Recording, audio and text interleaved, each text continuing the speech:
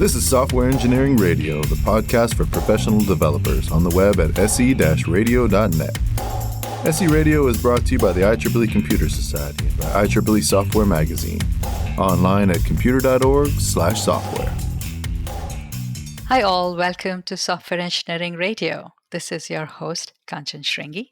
Today we welcome Jeff Perry to our show. Jeff is a career coach with experience in many engineering and technology fields. Prior to being a career coach, Jeff has worked on designing and building products and processes as a software engineer, a mechanical engineer, and a manufacturing engineer.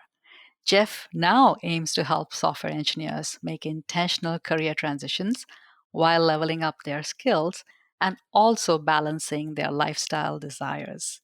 Welcome to the show, Jeff. Is there anything else you'd like to highlight in your bio? You shared a lot of great stuff there, Kanchan. I'm just excited to dive into our conversation and maybe we can share more of the stories as we go along. I'm excited here. Absolutely. As we're going to talk today, the focus is going to be on how we as engineers can be intentional and proactive when evaluating and pursuing our career options. Like you said, we hope to discuss examples as well. In the show notes, I will link to many episodes that we have done on this topic in the past or related topics that will be useful to listen to as well. So jumping right into it, Jeff, the first question would be, what do you evaluate? Meaning, what are the career options for a software engineer? Well, that's such a broad thing because software engineers can be so versatile in the areas that they can take their careers, right? So think about just the different types of technology they can be involved in, different languages, different sorts of architecture, different applications if they want to work on products or services, security, quality, all sorts of different things. Then we can talk about different paths that they might take within that if they want to go a deep technical path, going towards architecture or principal engineer, or maybe they want to go in a leadership direction, being a software lead, a manager, director, CTO, CIO, something like that. There's also options for people to go into sales or solutions engineering, really working very closely with customers and solutions and different things like this. You can be in product management, using the knowledge that they have of the technology, but getting closer to creating products. There's so many different options here, which is part of what I think makes engineers so excited, but also can sometimes get them scared about how do I make that decision with so many options in front of me, and how do we move through all of that uncertainty with where technologies and opportunities and different things are going to go. There's a lot in front of us, so we need to figure out what's right for me as an individual. And I hope that's a lot of the things that we can flesh out as far as how do we move through that process as we go through our conversation today. That makes a lot of sense. And I was just thinking that this would be most confusing to someone that's right out of school. How would you advise someone in that category to evaluate? Perhaps they start with evaluating the internships and other offers that they have. Yeah, well, first of all, if they have options and internships, that's great. The fact that they have options is fabulous. Now, coming right out of school, recognize that there's so much that you don't know. And even if you're 5, 10, 20 years into your career, there's still so much that you don't know. You will never know all the things because all the things continue to grow and expand. So someone who's coming right out of school, it's really, first of all, just saying, how can I get experience, get exposure, get growth opportunities that I can learn things faster? You've gone through the whole school experience. Maybe you've gone through a university. There are plenty of people entering the software world from boot camps and other situations, or maybe they're self-taught as well in different respects. No matter what, but we need to sink our teeth into something.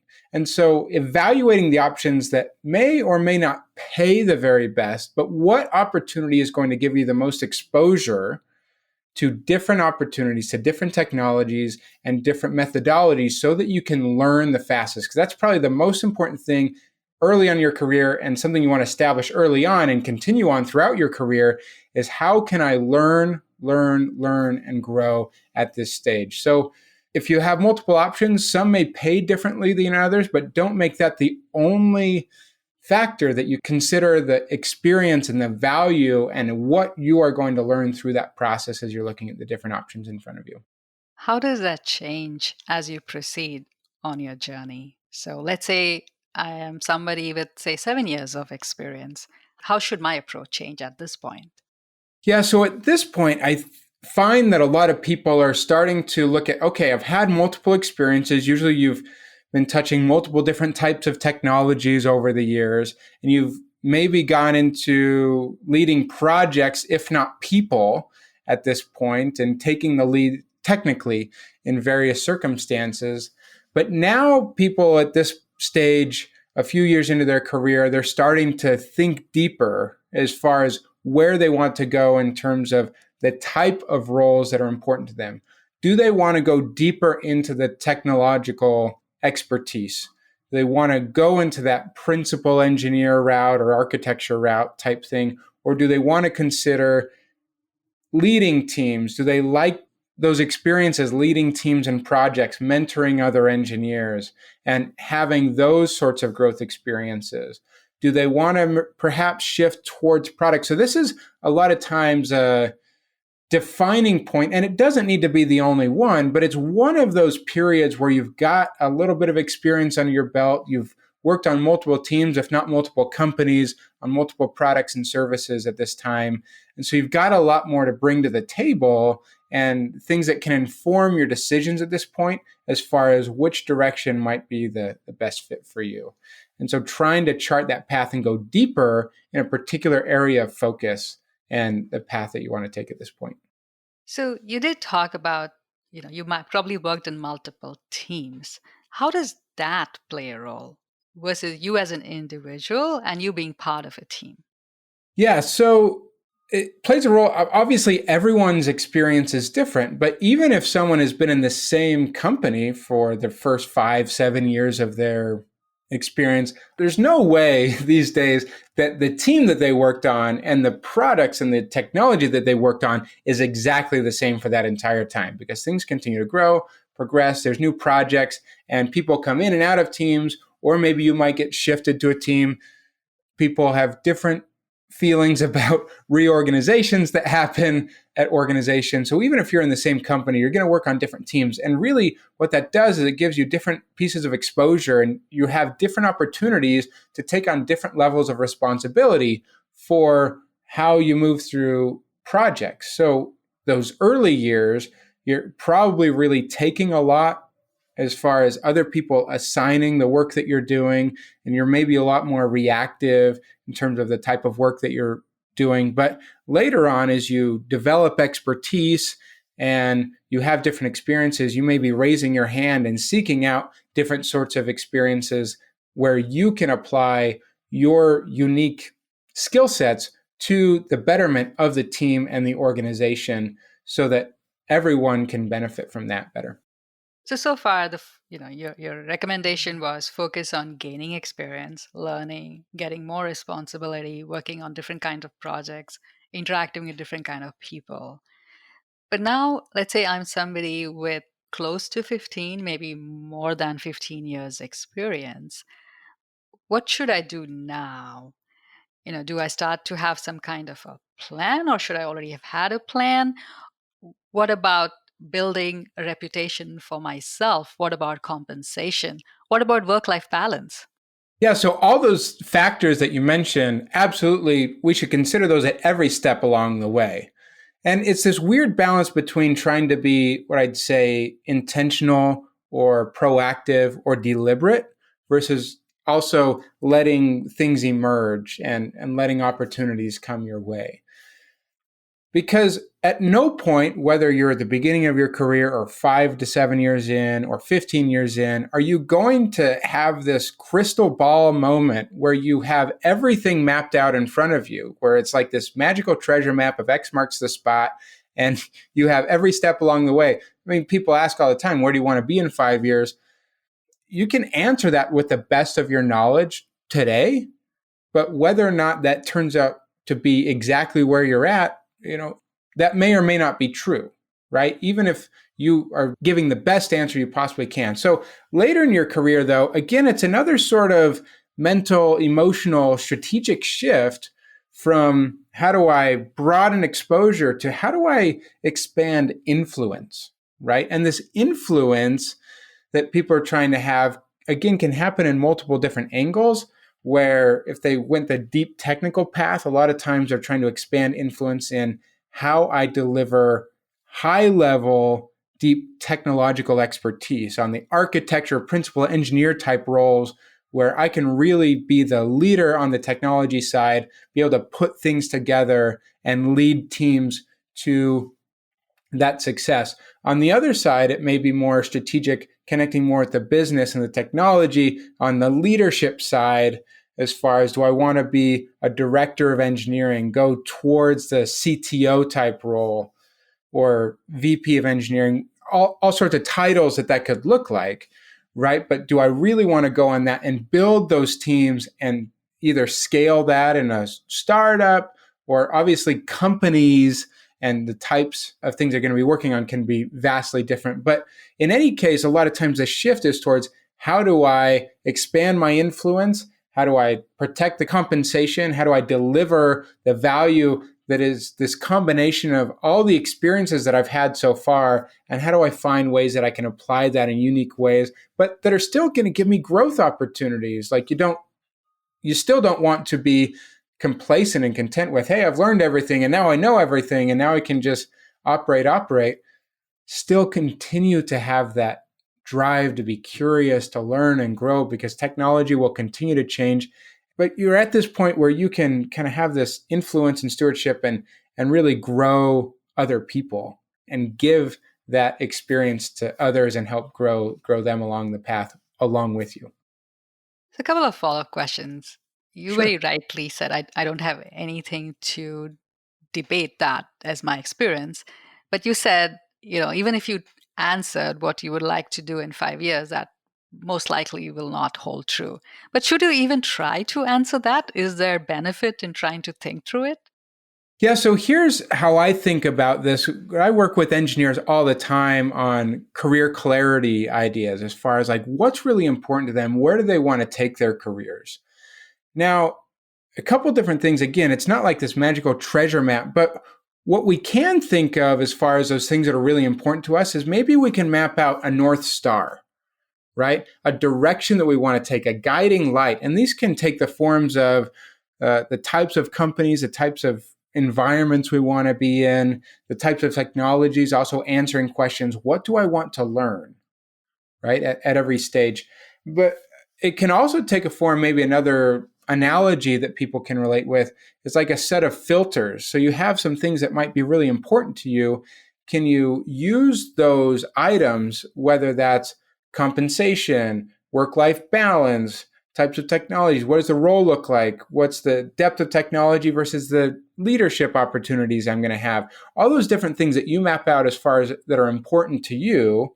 And when opportunities come your way, recruiters are reaching out, or you're reaching out to companies that you might be interested in, can you use that set of criteria that you've established as far as these are the things that I'm really interested in, that I want to try, that I want to learn, these things that are important to me? Can I use that as filters so that when I'm evaluating opportunities, I can say, hey, does this meet those criteria? If so, great, let's continue to explore that. If not, well, then don't waste your time or anyone else's time. Let's continue forward without that. But I find a lot of people, instead of even trying to define anything, they say, I can't see the future, so we don't try and do anything. And so we just kind of let our careers come to us.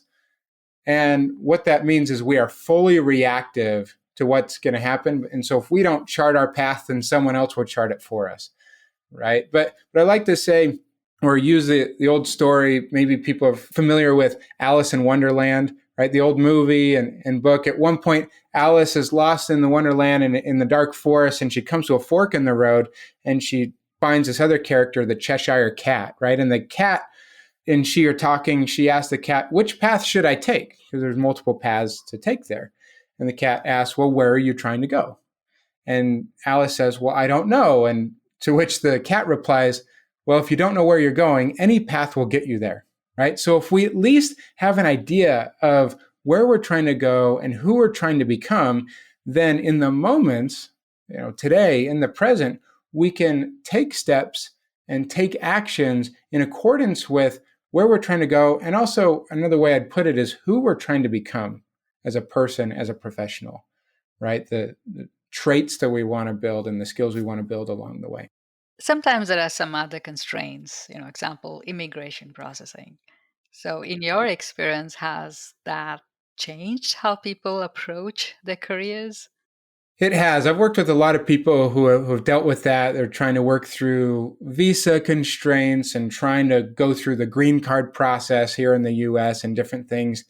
And it does constrain options because not all companies and opportunities are willing to sponsor and things like that, which means that a lot of times people need to focus on, in some cases, larger companies. They're the ones who often have those processes for immigration and sponsorship and things figured out.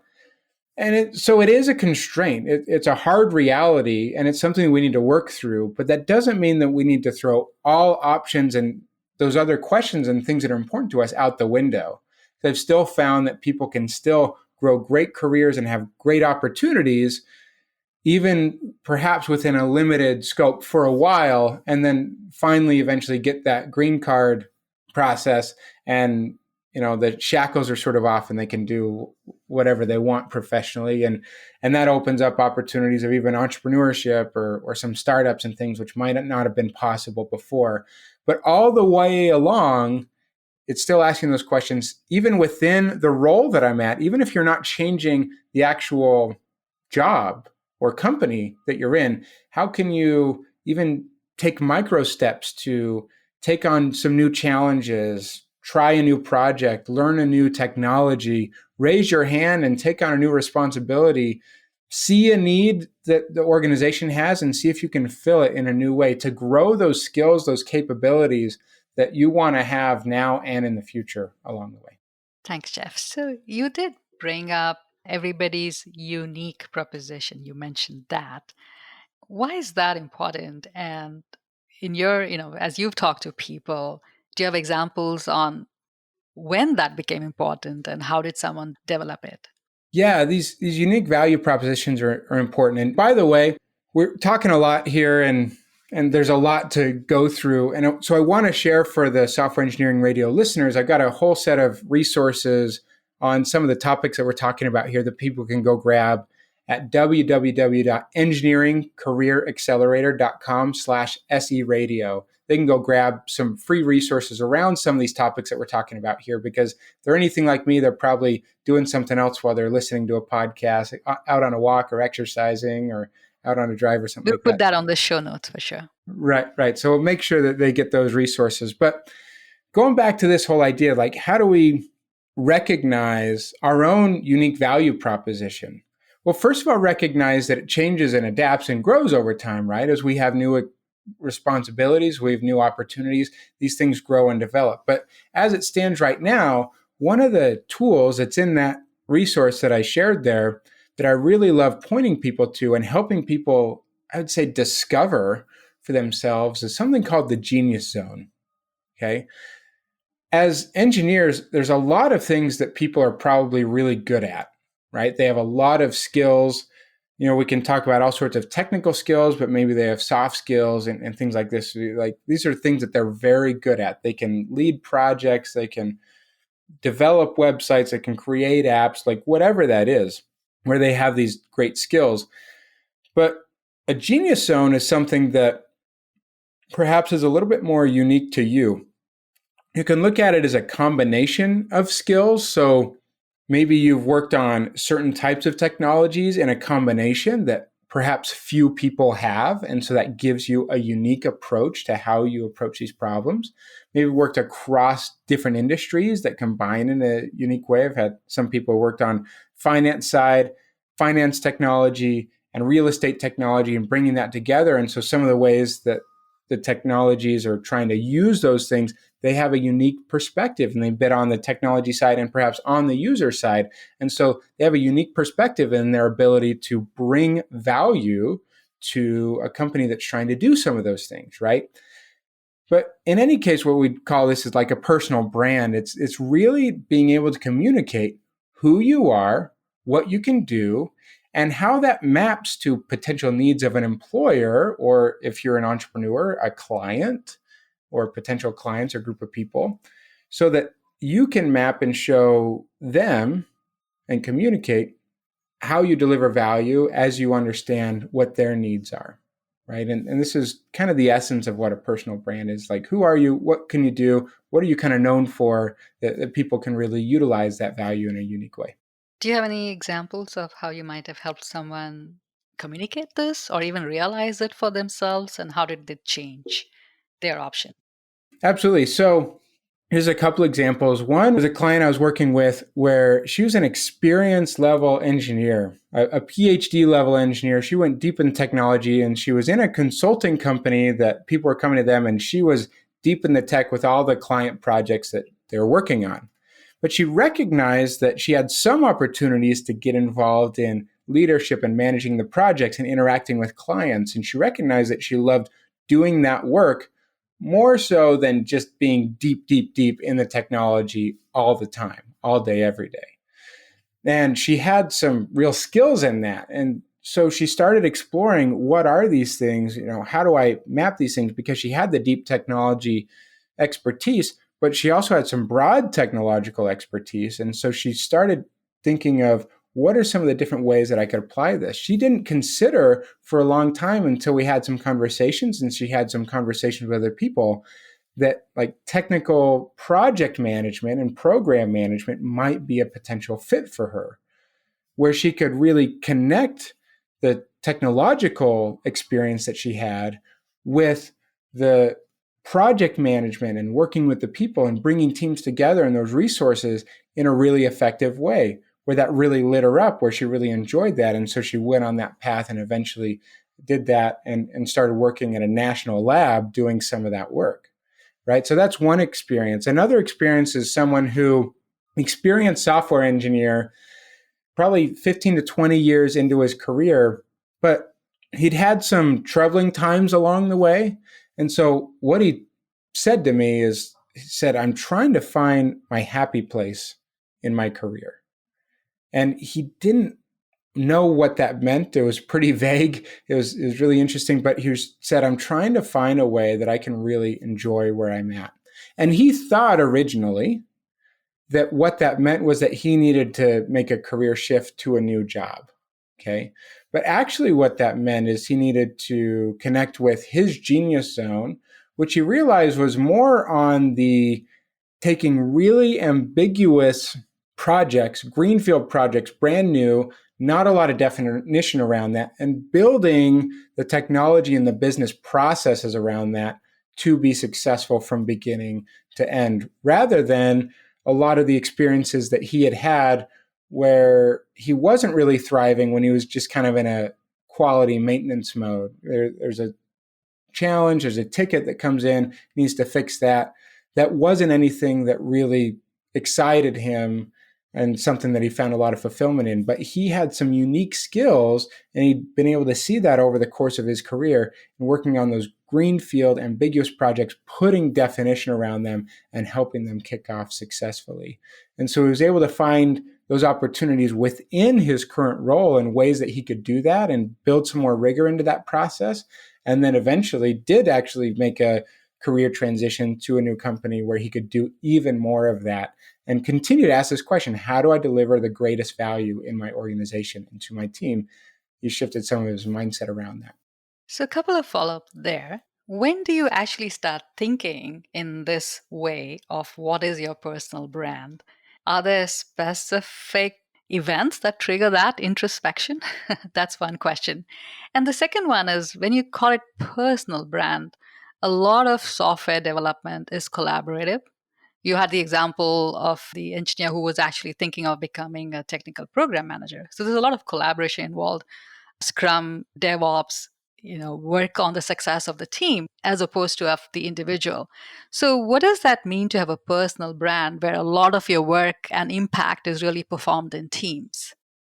Yeah, great question. And so as far as, is there a catalyst that gets people thinking about personal brand? Well, perhaps listening to a podcast episode like this. And anytime the idea comes up, maybe it gets you thinking, what is my personal brand? Do I even know? Can I communicate that to anyone right now? And so if the answer is no, then that should be a catalyst that maybe there's some work that you need to do. And you can spend as much or as little time on this as you want to, but I invite you to spend some time because it's answers worth having for you at every stage of your career. And every stage, I like to think of the analogy of building our careers kind of like we're building a product or service in technology. Like we move through iterations, right? Prototypes, MVPs, and all these different stages. We're never quite done with becoming who we're going to be as a professional. But if we can consider, hey, I'm not a finished product yet, but what's the next experiment? What's the next set of data I can collect? What's the next thing I want to try? And what's the next prototype I want to build in my career? Can I think about that next iteration? Then that can help us, sort of define some of these paths along the way. And then I'm trying to remember, you asked two questions in there. We're talking about catalysts for personal branding. I'm trying to remember what that second one was. The second one was just, what does it mean to have a personal brand where so much of the work is done as part of a team? Yeah, great question. So within that, I think there could potentially be a branding as a team and as an individual, because you don't want to necessarily say, hey, I'm the awesome person on the team that did this, this, and this.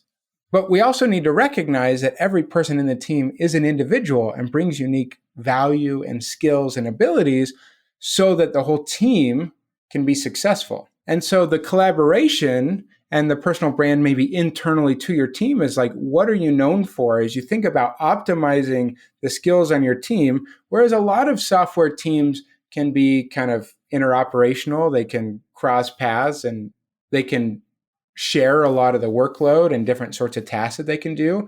But there may still be areas that some people specialize or take on certain responsibilities and sort of take on, this is my role because this is where I'm doing my best work for the team. So even within the team, you may have a personal brand, or maybe within just your company or organization at large, thinking about, how do people describe you? What do people come to you for?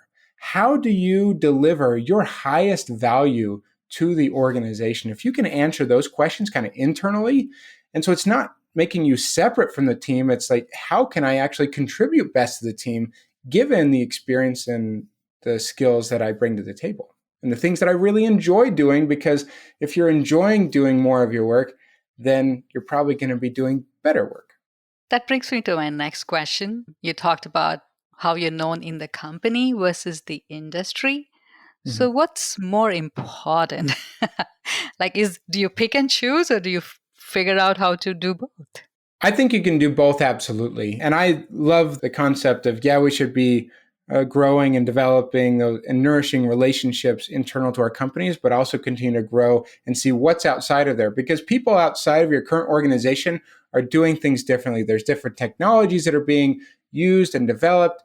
There's different people that you can learn from. And so both internal and external to your organization, we should be connecting, learning, finding mentors and people that we can learn from along the way. And as far as the personal branding aspect, hopefully we can find ways to both deliver value internal to our organization. Absolutely. If they're paying our paycheck and delivering our compensation, we need to be delivering appropriate value there. But there's ways you can do that in the industry at large, whether that's sharing resources, coming on podcasts, blogging, sharing things, engaging on social media, LinkedIn, other things, creating other projects. Maybe you have side projects and things that you're really interested in.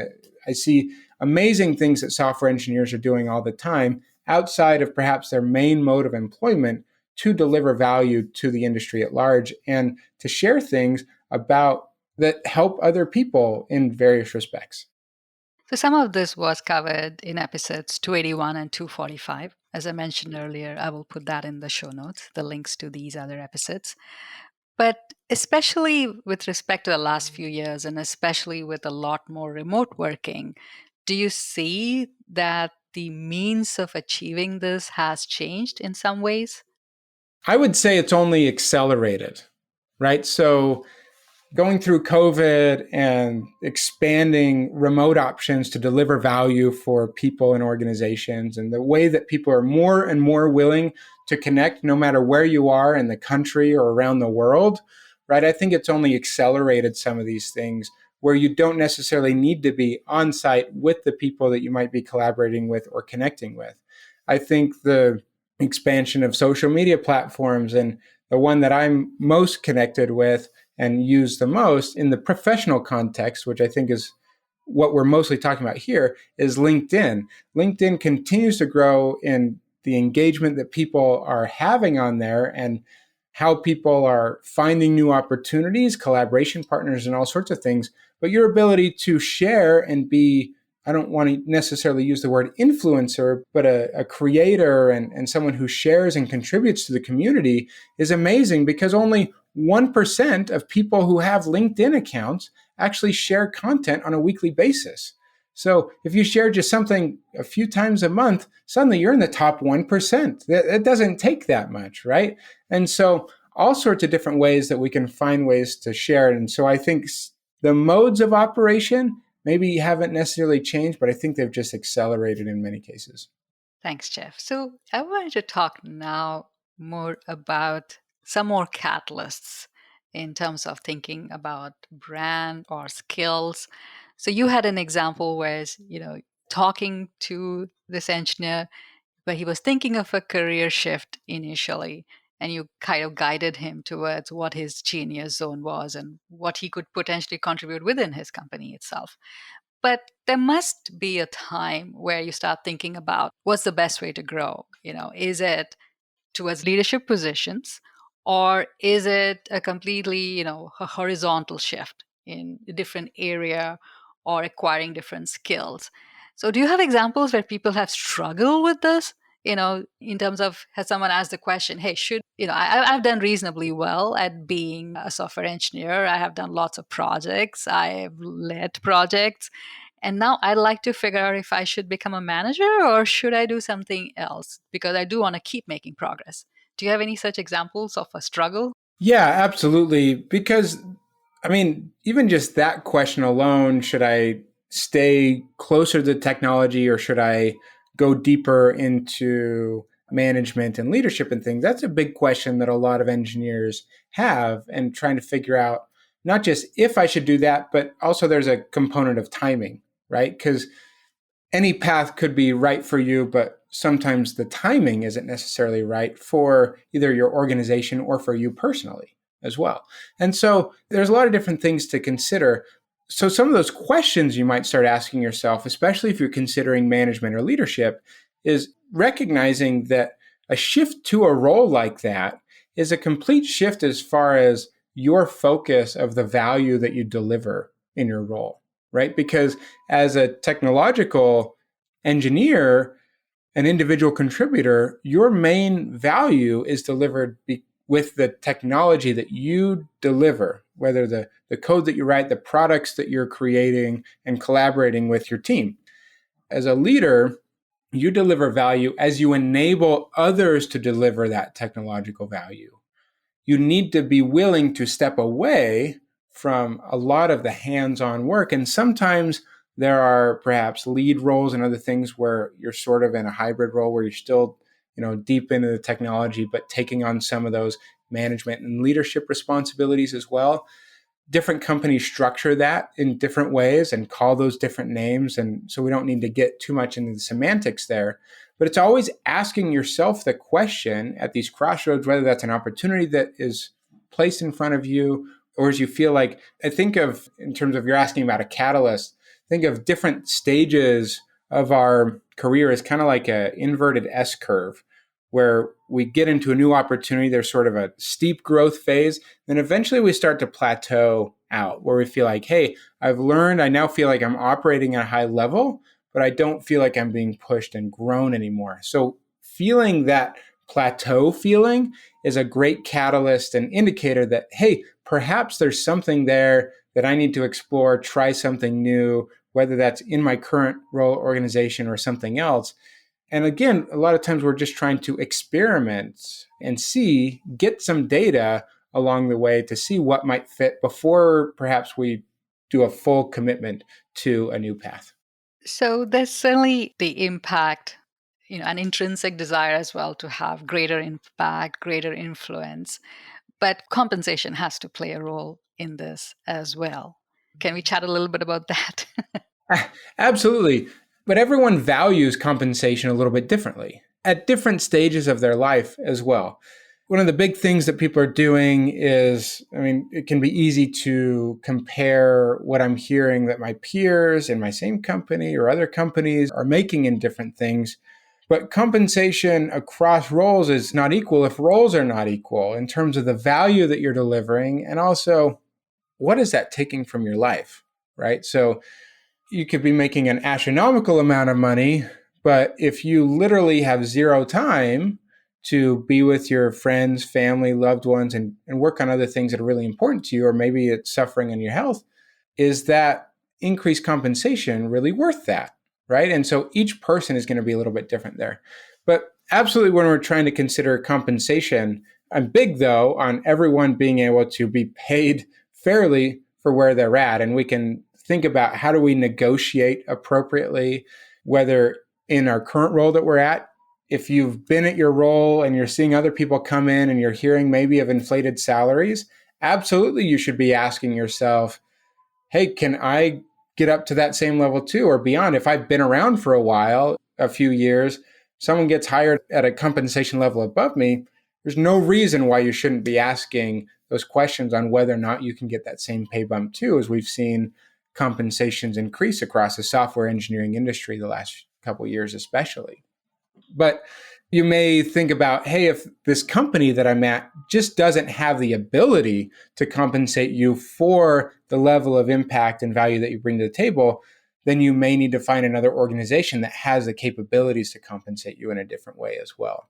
So absolutely, we should be considering and balancing the compensation that we want to take care and live the lifestyle that we want, balance with actually living that lifestyle instead of only living for work, right? So how do you evaluate that though? You don't know. You can guess potential trade-offs, but you don't really know. So how much of it is really fear of the unknown, and how do you overcome that? Yeah, so uncertainty can be a huge factor as people are trying to make decisions. I love this quote from psychologist by the name of Virginia Satir. She says that people often prefer the certainty of misery to the misery of uncertainty.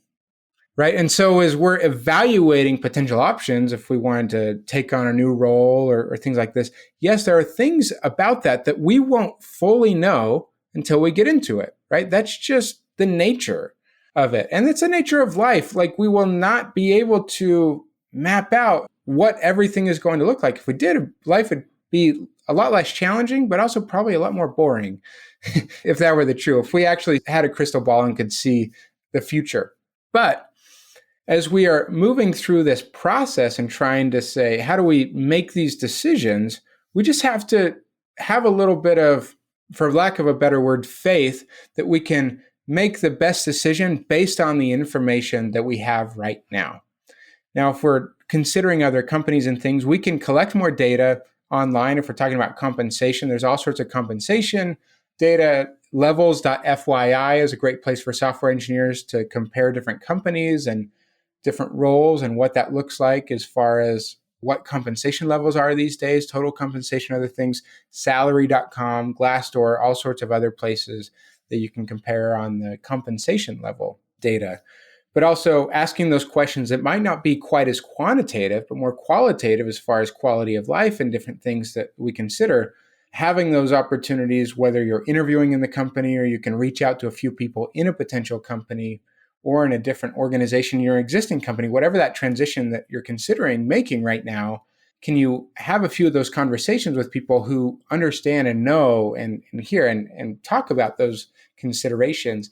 At the same time, as you go into a new situation, can you set up your approach to working in that with setting boundaries and things that are appropriate to you and the things that are important to you, rather than just getting swept up and caught up in saying yes to every single thing that you do? I think even within the same role or opportunity or company, two people can have a vastly different experience depending on how they approach their work and setting up those relationships and those processes and the way that they go about doing that with people. So we get to control some of that. And also we need to collect data as much as we can about those things that we're trying to make decisions about. So in talking to people, software engineers, I can think of few key transitions, senior to lead, or when you go to a manager role from an individual contributor, or even from lead to architect. It's more than just technical skills at this point. There's a lot of communication skills involved.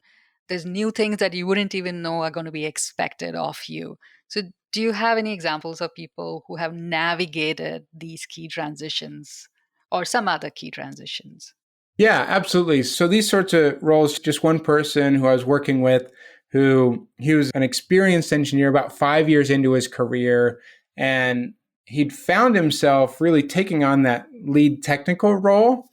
And he wasn't even necessarily looking for it, but a few months into us doing some work together, he was trying to improve how he balances his work and life and the things that are important to him.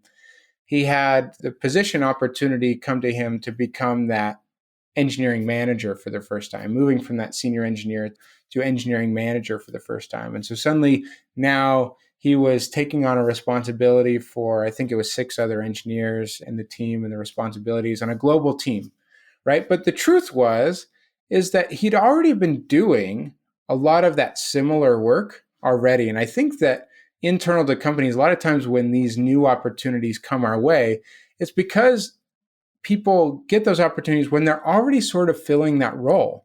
They've already sort of taken on, hey, I'm willing to go the extra mile, help the other people when they need it, show that I can deliver that increased technical value and mentor the people around me. So they've already sort of taken on that role, that increased responsibility for the projects and raising their hands when something new needs to get done and there's a new responsibility that someone needs to take. They're already looking for and taking those responsibilities. And this was absolutely true of him. And so the formal process of him going through that, which, by the way, he still needed to negotiate as he got this new opportunity and increased responsibility, still needed to negotiate the compensation level, to go back to that topic, which was a hard thing because sometimes internal to companies don't always value those shifts as much as if they were bringing in. And I find that very interesting that can often be the case. But he had to fight for an increase in compensation in this case, even though he was taking on additional responsibility.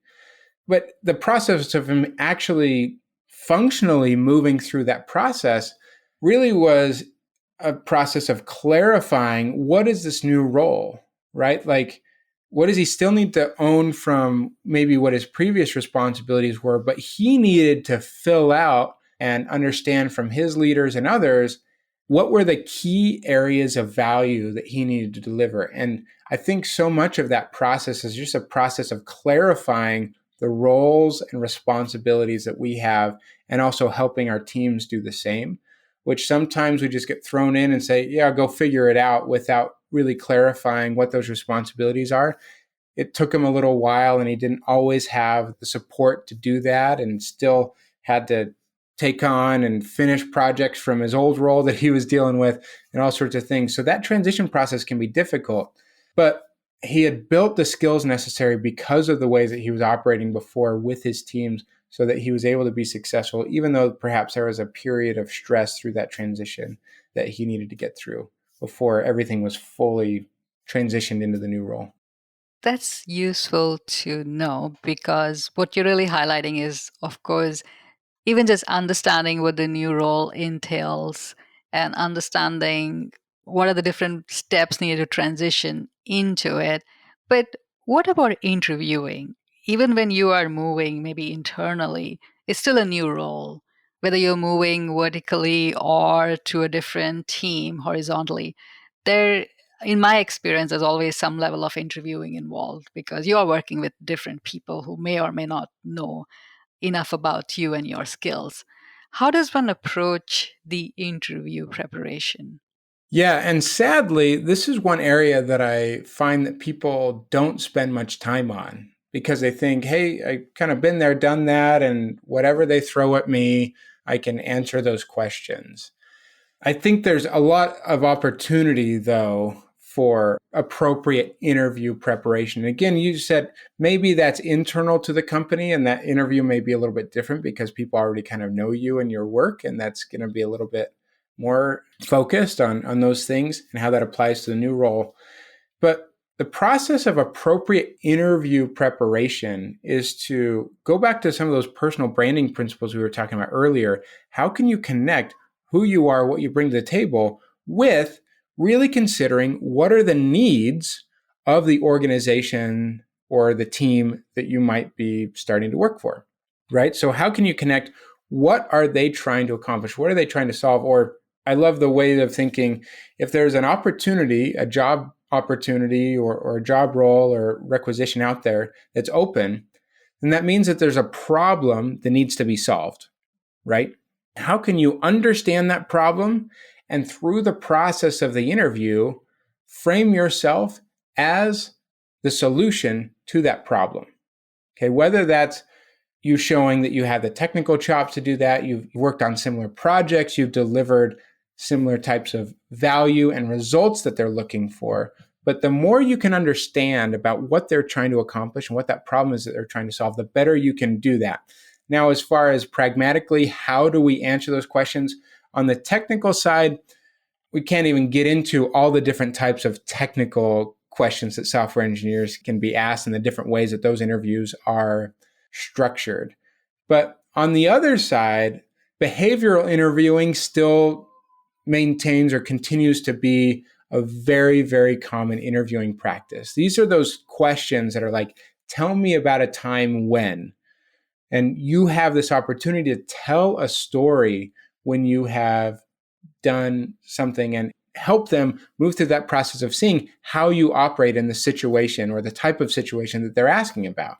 And so far and away, the most effective way to answer behavioral interview questions is called the STAR method, STAR, for situation, task, action, and result. And it's just a process of you being able to share the situation. How can you show the context? What's the situation you were in? What's the project, the company you were working in? And what's the criticality of what was going on in the situation that you're about to share? Then the T, the task. How can you show what was your responsibility? What were you tasked with? And how did you start moving through that? Then that leads to A, which is action.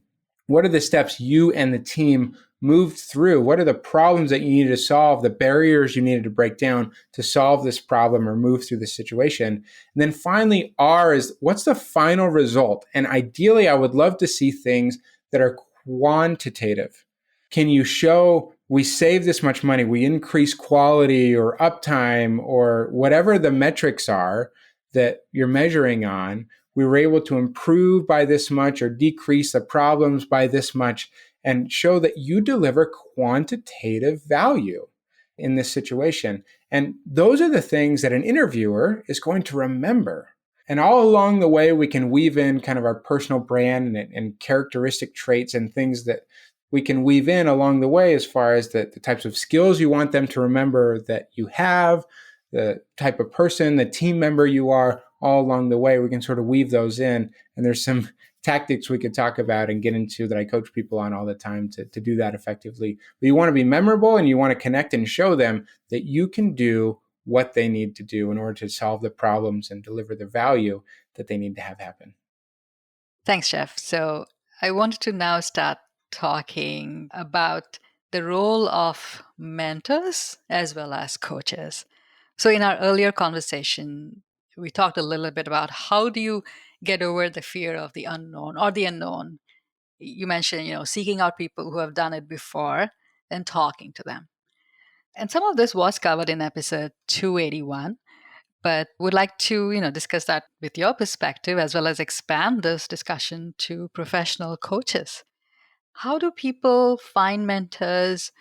Career transitions are a good point. What other catalysts exist when you feel a need for a mentor or a coach? Yeah, so hopefully, I hope people always have some form of mentor or multiple mentors that they have in their career and in their lives. Because you can have mentors in your career situation, but I have people that I sort of lean on as mentors as a father trying to raise a young family, right? And I sometimes have mentors in my physical health, that people who have done things or know things that I don't know. So then I would consider medical professionals to be mentors in some way, right? So hopefully we have multiple different types of mentors at every stage of our life, but a career is a big part of our life. So we should absolutely always have mentors in our career. So we'll talk mentors for a second here, but I'm a big believer in having mentors, both internal and external to the organizations that we're involved in. And so internal to an organization, that can take a lot of forms. From a lot of organizations will have formal mentorship programs where they'll pair you up with someone, or you can kind of put your name in the hat and then they'll kind of help you connect. Or maybe they just have networking events with the intent to try and help perhaps younger engineers find older, more experienced mentors. And those are great to have those formal things, but you can always ask the question, who is doing things that I'm interested in, that I want to learn about, and can I reach out to them and connect with them, right? And so you don't necessarily need to wait for a formal thing. If you see someone that's doing some interesting things, that you see someone that you want to learn from, you can always take the initiative to reach out and connect with them internally, right? You can do the same thing externally, whether that's through outside organizations, and those can be professional organizations, or it can be volunteer organizations, whatever those look like, or just people in other parts of the industry that you see, hey, this person's interesting. How can I learn from them? Can I reach out to them and connect with them, learn more about what they're up to, and ask questions? What those mentorship relationships can look like can be totally different across the board, as far as they can be really formal. You can have regular meetings or phone calls or interactions. You can just correspond via email or other digital communication.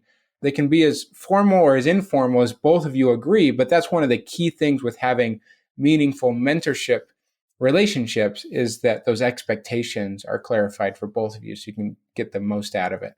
But that's one more final thing on the mentor side, is I also hope that while we're seeking for mentors to try and learn and grow personally, we're not just trying to be takers from those relationships. I hope that all relationships that we build, in this case for mentors as well, is we want to think transformational in those relationships. That what can I give, not just what can I get out of this relationship. And sometimes what you're giving as a mentee is just the fact that you are engaging, that you're following up, that you're caring and sharing value and really building that person as a mentor, which helps them feel good and feel like they're giving back. And the fact that you're valuing the time that they're spending and not just showing up and then not doing anything with that, that's a way that you can really give, and they're going to enjoy that and you will as well. So don't feel like you have to have all the context or things to give to them.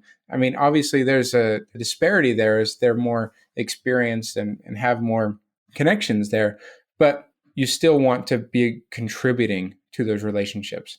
Now, separate just for a moment. Coaches often are paid, okay? And these can be paid by your organization. Some organizations will actually pay for coaches to coach people in the organization, whether those are leaders or technology people they're trying to groom. They recognize that potential, or maybe they just really care about this person, but there are areas that they want to grow in. Or the individual could say, hey, I want to pay a coach to help me work on this particular skill, move through a career transition, level up my leadership capabilities, improve my communication skills, whatever those things are.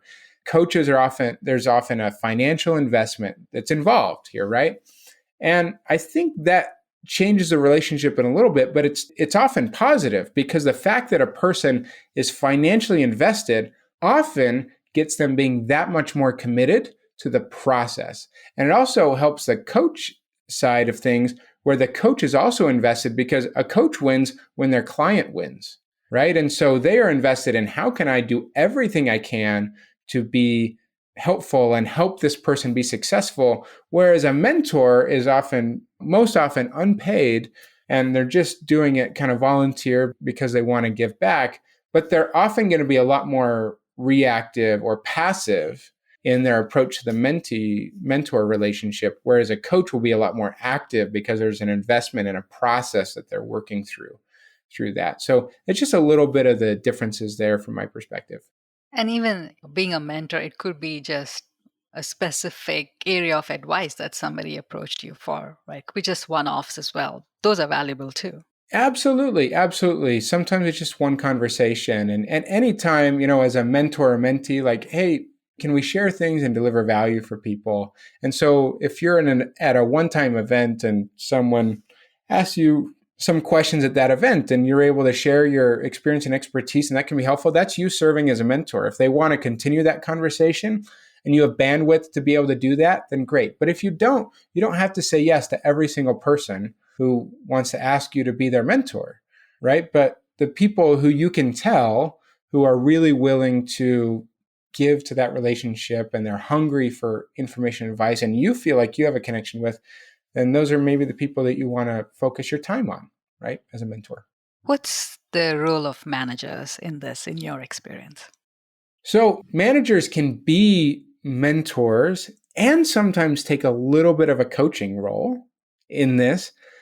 And I hope more and more can do more of that because even beyond just like a formal coach, the coaching methodology and idea is a coach is trying to help build a person to become the best version of themselves in many respects, right? So a manager who really recognizes that they have a responsibility to help and have a stewardship with the people that they lead and support, then they might take a little bit more of a coaching approach rather than a dictation approach, really helping build the people along the way.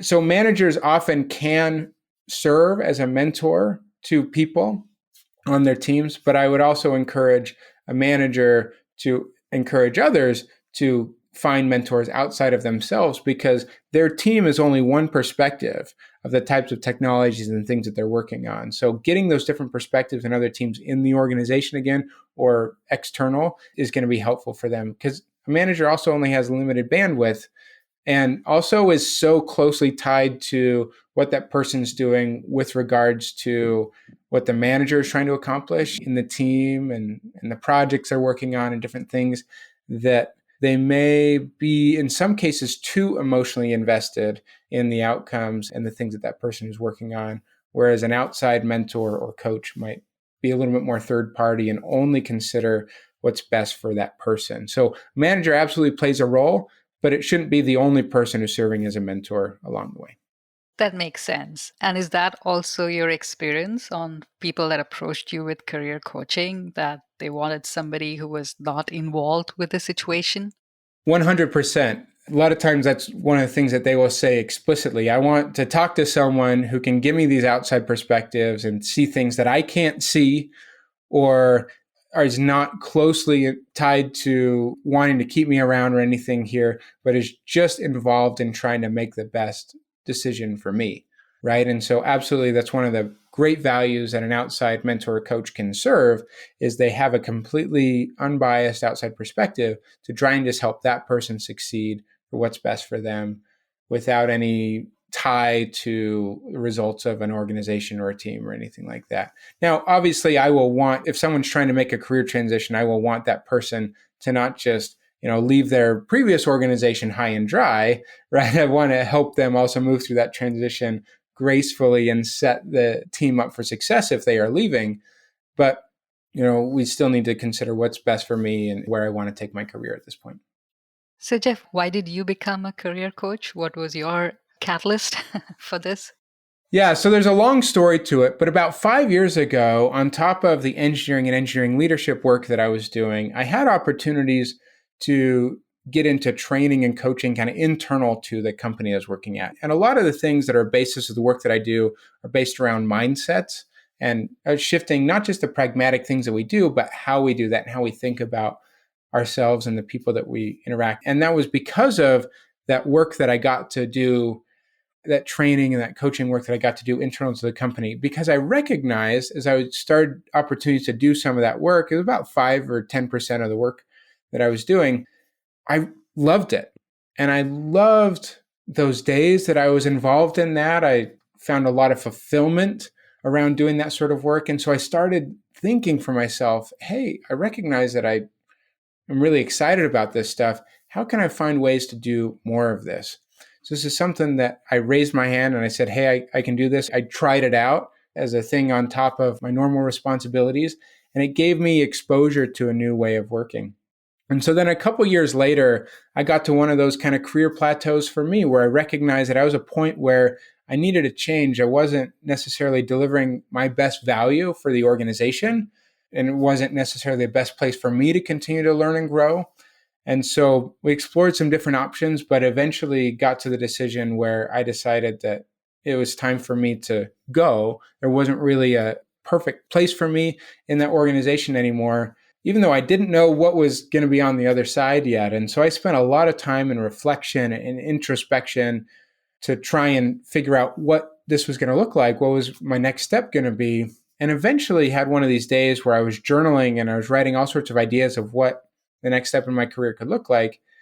And I started connecting principles of engineering and technology that I had been involved in, and also how that connected with personal and career development work, and how these different principles really connected in really fun ways. And I couldn't stop writing. I couldn't stop coming up with ideas. And so that was a little bit of a sign for me that I said, hey, maybe there's more to this. And so I started iterating and ideating on that even more, and eventually decided to take the leap and start what has become more than engineering and doing this work, really combining that pretty broad engineering experience that I had with this desire to get closer to helping people. So I like to say that I moved from this process of developing products and processes to developing people now. And it's really a joy and an honor to help people in the work that I get to do.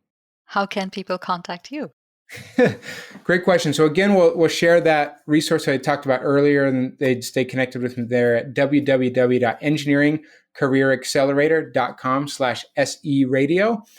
And stay connected there. And by the way, they do need to put those W's in so that it'll work right. And then also, I'm pretty active on LinkedIn. That's the best place to find me, Jeff Perry, and Engineering Career Coach. I also host the Engineering Career Coach podcast. So for other podcast listeners, they want to explore that. I host that in partnership with the Engineering Management Institute if they want to check out that podcast. Thank you. We'll add that to our show notes.